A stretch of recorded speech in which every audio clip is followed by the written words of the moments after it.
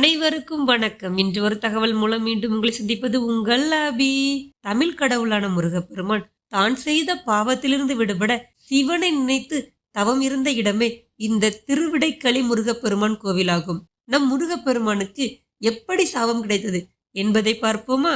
திருச்செந்தூரில் முருகப்பெருமான் சூரனை வதம் செய்யும் பணியில் இருந்தபோது சூரனின் இரண்டாவது மகனான கிரண்யாசுரன் பித்ரு கடன் செய்ய வேண்டி போரிலிருந்து பின்வாங்கி தரங்கம்பாடி கடலில் மீன் உருவம் எடுத்து மறைந்தான். இதையறிந்த முருகப்பெருமான் அவனை தேடி பிடித்து சம்ஹாரம் செய்தார்.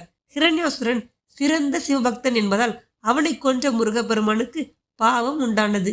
அந்த பாவத்திலிருந்து விமோசனம் அடைவதற்காக தரங்கம்பாடி அருகிலுள்ள சிவாலயத்தில் குரா மரத்தடியில் அமர்ந்து தவம் இருந்தார்.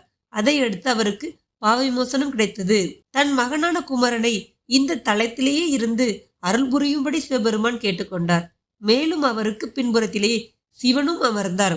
ஹிரண்யாசுரனை கொன்ற பாவம் கழித்த தலம் என்பதால் இதற்கு விடைக்களி என்றும் பெயர். இக்கோவிலில் முருகப்பெருமானுடன் சிவபெருமானும் சேர்ந்து அருள்பாலிக்கிறார். அனைத்து கோவிலிலும் முருகப்பெருமானின் வாகனமாக மயில் உள்ளது. ஆனால் இக்கோவிலில் மட்டுமே முருகப்பெருமானின் வாகனமாக யானை உள்ளது.